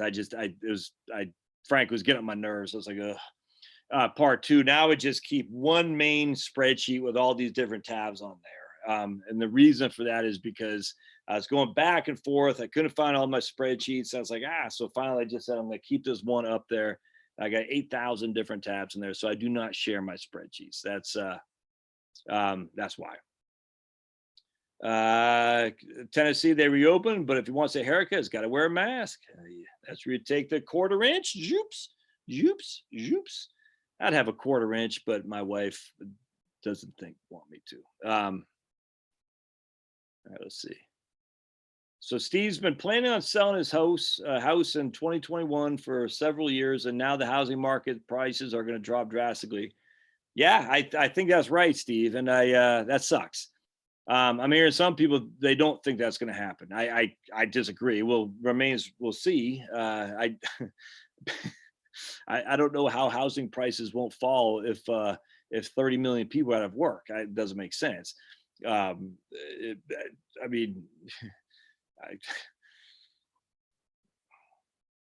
Charlie Baker, he goes, Roger Goodell. Right on, man. Tom Major, you're a great American. No, don't tell Tom that. He's already got enough cockiness. Just joking you, Tom. Just joking you. Tom Major's a good guy. I don't care what they say. Harry, you had me worried, Josh. I was born in 1961. I'm retiring in 6 weeks. Well, I'm not saying you should not still be worried, Harry. We'll see what happens in the next year, brother. So if we have people born in 1960 are going to get royally shafted, I'm not even saying we're out of the woods for people born in 1961.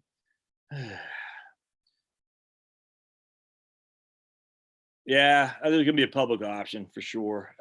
I don't know. At some point, I'm not sure that's the worst thing ever happened. If they banned private health insurance, that's pitchfork. So that's all there is to it. The extra 600 per week and ends in July. That's interesting. So if you're relying on that, so those people are going to be up in arms saying, I got my $600 a week. I want it. Trump, I'm not voting for you unless you give me my $600 a week. And Joe Biden says, screw that. I'm not going to give you 600. I'll give you 1,200. No reason to go to work. We'll listen to AOC who says, don't go back to work. Go Sunday says, nice to see me live, right? Every week, brother. Every week, 7:30. Was it 7 p.m. 7 p.m. Eastern. Companies trying to hire, but everyone's making a ton of, yeah, exactly. Where would you invest in a TSP now? C fund. Absolutely. C fund. Absolutely. My bar bill used to be $20K per year. His bar bill used to be $20K per year. Woo-wee. UPS, FedEx pays health insurance for part-time work, but it's manual labor. Yeah, man. That's tough labor too. Oh yeah. All right, let's keep going down.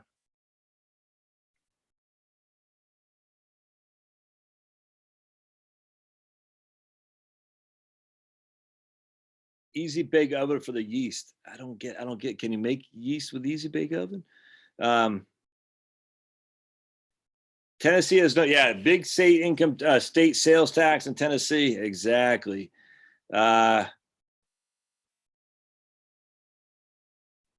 Let's see.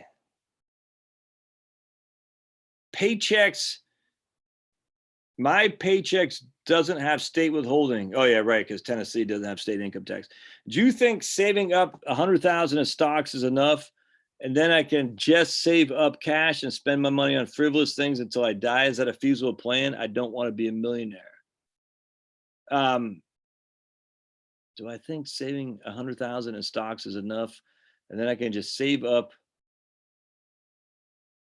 Michael, it depends on your expenditures, brother. I just it literally comes to everything resolves around your income needs, not your income.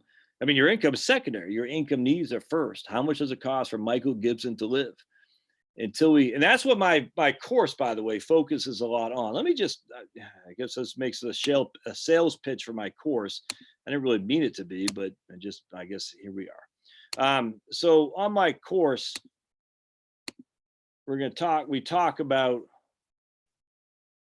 um, property tax and Medicare expense, true cost of healthcare, utility cost expense breakdown, housing costs, retirement, top 5 expenses. You'll see your expenses, most important aspect of retirement planning. So the very first chapter, I guess, is your expenses, the most important thing of retirement planning. You got to know your expenses without question. Then we go to Social Security case studies, lots of Social Security stuff, average index earnings, PIA and FRA, when can Charlotte and Josh retire, lots. Can Wanda Worker, comparing Wanda Worker's Social Security statements from 2018 to 2019. We've got single Susie on here, Josh and Charlotte, single Susie, Wanda Worker, reverse mortgages, pros and cons, lump sum or pension, investing, bonds, future investment returns, estate planning, wills, powers of attorney, healthcare directives to living trust, critical roles in living trust, asset location. That's the one, my favorite video right there. What you need to do part 1, what you need to do part 2. I haven't watched this for a little bit. I need to. I love it. I look, I'm gonna sweat myself, I suppose, but I love it. I thought I did a great job, to be perfectly honest with you. I love that course, and I think everyone should get it. I mean, it's $250, and if you get it, I'll be the beneficiary of it. But man, I love it. So sign up for that sucker, man. But notice the whole first part of that is all about expenses. We talk about insurance, homeowners insurance, Medicare insurance, but we talk about expenses like your utility bills, your natural gas. If you have natural gas, hopefully you do. We talk about that kind of stuff.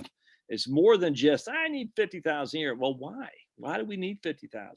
Why do we think we need that? Where's that number come from? It's a big deal. When Home Depot wouldn't let me in without a mask today, I had to give in and wear one. I didn't see much choice, especially because the horses are already out of the stable. Yeah. Yeah, I'm not going back to Costco. I'm not wearing a friggin' mask. I'm not going to do it. I'm sorry. I'm not going to do it. And I'm not going there. And I can't, but I get it, Doug. I don't blame you. I mean, you got no other options. That's the issue. If you want to fly, you're going to wear a mask. And I sit there and I think back of all the people who rebelled against authority, who we look now as heroes, and we say, how many people did not do it because they had lives to lead too, and the people who rebelled, just look at Nelson Mandela. Yeah, look, that guy isn't. And look, he has a bad streak to him too. I get that. A lot of people overlook his bad streak. He did have some bad streaks. Martin Luther King Jr. did have some bad things. Gandhi, there's some stuff with these people that's not good. Thomas Jefferson. I mean, we know human beings, other than one, have some bad things about them. But you think about it, you sat in jail, probably in horrendous conditions. I think about these guys in Cuba protesting the commie dictatorship. Just horrific. And, probably never to be heard from. We'll probably never read about them in Wikipedia.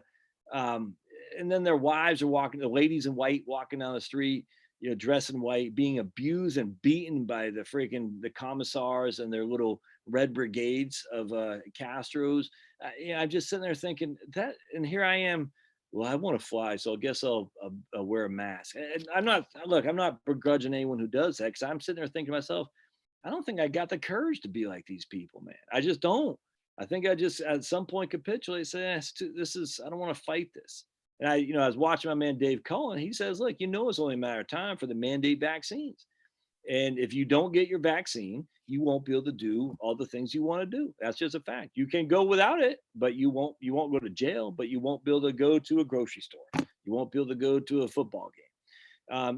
That time's coming. And it's like, it's easy to sit here today and say, I'll never do it. And then you see what's happening right now with the mask. You're like, I guess I will do it. You know what I'm saying? It's you can see this coming a mile away. And then what's going to happen is, what's the big deal? What's the big deal? As always, what's the big deal? Just get the vaccine. Just get the vaccine. And you're like, I don't want the government to tell me to put some crap in my body. I don't. Well, all right. Well, you're weird. Yeah, that's what's going to happen. You can see this a mile away. It's coming, man. It's coming. And it's going to be so much easier to capitulate than to stand up. And then if you do stand up, you're just going to be mocked.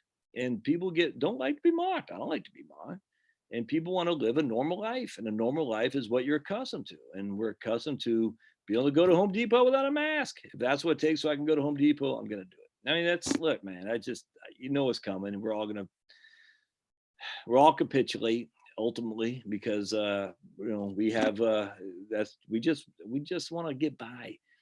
And then I look at, but I always go back. There's always somebody who stands and says no.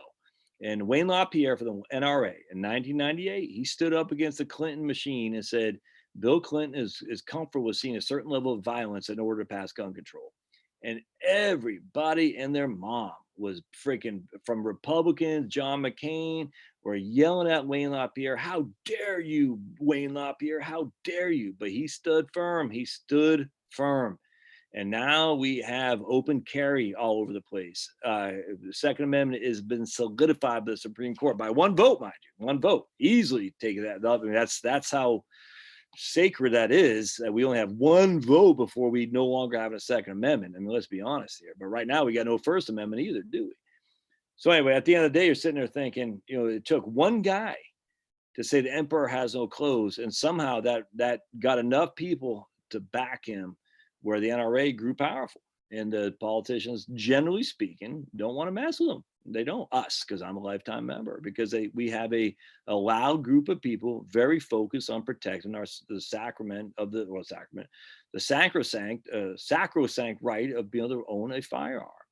And so that, but it was a lot of people just, going over. It's like, okay, just one more regulation, one more. Next, shotguns. I'm telling you, it never stops. I don't know. I'm, it's kind of depressing, to be perfectly honest with you, but be it as it may. Right on, Fear. Fear says Michael Gibson need to provide a lot more information. How long before the U.S. has social currency like China? It's coming, man. Can you get fertilizer at Home Depot? My lawn needs greening up on June 1. Look at, we were talking about that. All right.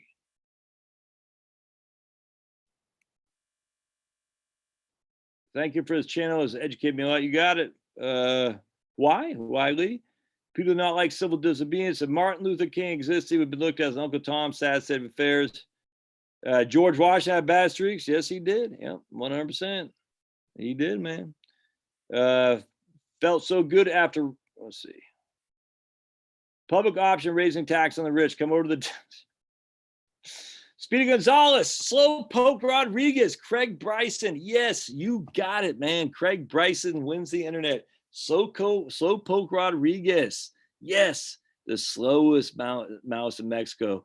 Man, you got to watch that before they take it off YouTube, because Speedy Gonzalez invites his cousin Slowpoke Rodriguez over, and there's this whole thing, Slowpoke Rodriguez. Oh, you'll be in stitches. Slowpoke Rodriguez. Right on, Craig. Zoloft can give you anxiety or make you eat the whole refrigerator. 170,000 deaths in 2019 from pneumonia and influenza. Interesting. That's a lot, dude. What is the death toll for the regular flu this year? I haven't seen any numbers on the news at all this year. What's your prediction on China's economic future after recent news of them hoarding? Yeah, man, I don't know. You got a lot of ass kissers towards China, man. A lot of ass kissers. That's a fact. You see that Tucker Carlson thing when he interviewed the dude from McKinsey? That guy is just, I guarantee if you take 10 of those guys from McKinsey, they're all going to speak the same thing. All those guys are coming from the swamp. I guarantee if you gave true serum to half the people, hell, for 75% of the people in DC, and the New York media, they would all say the same thing. China did it right. China. That's the way to go. China. Trump's a Nazi, but we need more Trump to take over more. Weird. Right on. But China's doomed anyway. I mean, it's communist, right? B, they don't have enough. They're having a demographic collapse because their insanity of forced abortions. ironic too that the same people say my body, my choice are saying now it's not my body, my choice. But anyway, they never stood up for the women's rights in China. It's just odd. Yeah, it's weird. We want women's rights, but China, yeah, go ahead and forcibly sterilize women and abort them, no problem. Anyway, but China, it can't last. A communist government with a democratic collapse cannot last. That's all there is to it. I would not be shocked though if China escapes this unscathed. Let's just put it this way. I would not be shocked. I mean, think about it. Joe Biden and his band of freaking thieves have made so much money off of China. If he wins, the freaking gates are open again, man. If he wins, we got to admit that. If Joe Biden wins, the Chinese are going to, the money, there's an old song, the money will roll right in. It's Fang. I think, yeah, the band was called Fang. Yeah, the money will roll right in. That's what it's going to be with Joe Biden wins with China. The money's going to roll right into Joe Biden and his cohorts. That's a merry feast, that's for sure. Not saying Trump is not one. Not saying Trump isn't one. I'm just saying at the end of the day, at least Trump, if he is one, at least he's here doing it in the United States, unlike old Joe. Yeah. Sam says he was clapping for my understanding of treatment of African Americans by some police officer. Oh, yeah, dude. I mean, hell, I've seen with my own very eyes. I have. No two ways around it. It's it's not right. No other way around that. And yeah, I've seen myself be treated badly by blacks myself. I've seen it with my own not eyes, my own body. It sucks. But the black guys who treated me bad by jumping me are not the authority. So it's a little bit different. I don't excuse it. I don't say, hey, it's all good, all the fun and games. No, but at the end of the day, the cops abusing people with a badge and the authority to throw them in jail is a little bit different. I think we've got to acknowledge that for sure. And seeing maybe that the cops doing that with some white people, I guess trail of trash is okay for these people in Wisconsin. I don't know. And I say trail of trash because that's what they're implying. This lady lived in a single wide, a mobile home, not even a double wide, just a single. So she must be a piece of trash. And they were implying basically she's white trash. So maybe that will get more people to say, not just for the cops, but authority as a whole. We'll say, yeah, it wasn't just the blacks now. It's everybody else too. Maybe we should revisit this a little bit to say, hey, maybe we don't want so much power in the authority figures as it is. We'll see.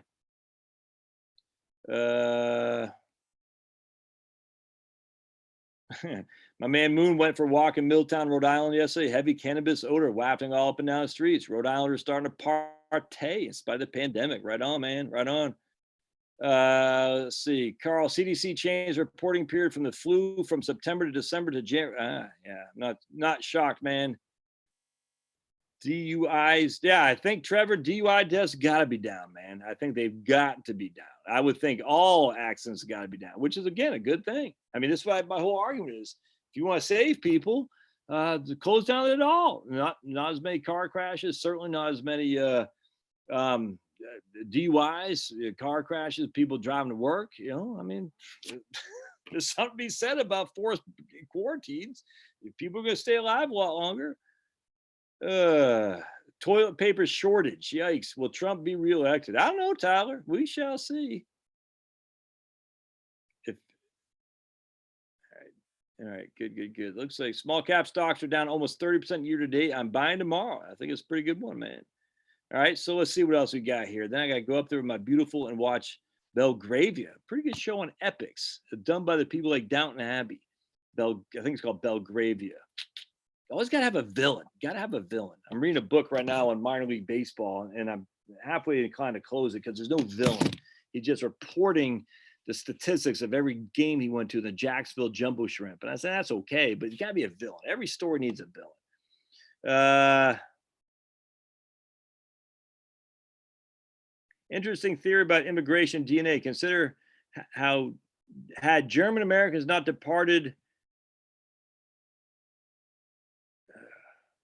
I can't follow that. Not sure what the Vaderland or is NSDAP. Don't know what all that is. Slowpoke Rodriguez. I read a favorite book that touched on first generation immigrants doing great things and spoiling their children, as many of us do. Yep. I do work with people after they retire, Herbert. Yes, sir. I remember you asked Tammy that same thing, and she said the affirmative, as do I. Absolutely. For fluent retirees, the biggest expense is taxes. I bet you're probably right. I don't think it's long-term care costs, Deke. There's not evidence to validate that. There isn't. There's evidence to validate for a small fraction of people, but not for the vast majority. There's not. Should I take Henry? Should I take an annuity pension that pays 4.8% with a 100% spousal benefit, or take lump sum? My wife is 15 years younger than me. Ooh, man, that sounds pretty attractive. 15 years younger. I'm assuming not a cost of living adjustment, but I don't know, man. That 15 years younger, the 4.8% and 100% spousal benefit is sounds pretty attractive to me. I'm not going to lie to you, Henry. Yeah, so 4.8% fear is low on the front end, except for a 15-year junior age. That's pretty good. React to after, ever after to. People don't like civil disobedience. Yeah, I agree. I'm okay. All right. Shakespeare always has a villain. Yeah, you gotta have a villain, man. That's why I hate the Ravens, Baltimore Ravens, and I hate actually, it's kind of funny. My man Fred, uh, so I had a kind of a crank guy named Fred on here, and he's gone. And then another guy, Fred, was a good guy. He's a huge Ravens fan. I liked him a lot, but I think he got upset with my take on the coronavirus thing. Sad. But I've lost a lot of people. And when I say a lot, I'm still gaining people, but I've lost some who were good people I enjoyed. Just I don't know. I don't know what it is. But I mean, I get it. I haven't unsubscribed to anybody, but one lady yesterday was doing a video on prepping, showing how to do dehydrated prep stuff. And she was in Michigan, and I could tell she was upset with the protesters storming the Capitol, which is all fake. There was not a storming of the Capitol. The protesters in Michigan literally had to get a temperature taken by the cops. The cops let a certain amount in. The media is so freaking full of scumbags. They're saying storming the Capitol with firearms. That did not happen. The cops allowed them to come in. They made them take their temperature before they entered. That's not a storming. All right. And if you watch the videos, they weren't freaking, putting just the media. You just can't trust the media. If there's ever left, look, I've learned this lesson a long time ago. You can't trust the media. You can't. They lie. The media lies. They do not tell the truth. You can't. There's a Washington Post article the other day about the difference between lethality of the coronavirus. I can't remember what it was. And it's like, I know people are passing that around based on the headline. And yet, if you actually read the research that the scientists research, it was not at all what the Washington Post reporter was claiming it was. It wasn't. I'm sitting there thinking, these guys are so full of crap. They get away with it. All that it was is the Washington Post reporter's interpretation of this piece of research. And his interpretation was incorrect. And we know the reporters are incorrect because Ben Rhodes are ignorant, because Ben Rhodes, who was Obama's guy, said reporters are basically 27-year-old know-nothings. We know this. So why does anyone, it's crazy. So this lady who lives in Michigan, who I could tell was a prepper, very upset with the protesters, very supportive of, what's her name, old Gretchen up there. And I'm sitting there thinking, it frustrates me no way. The media has such a pull in this world. It's nuts.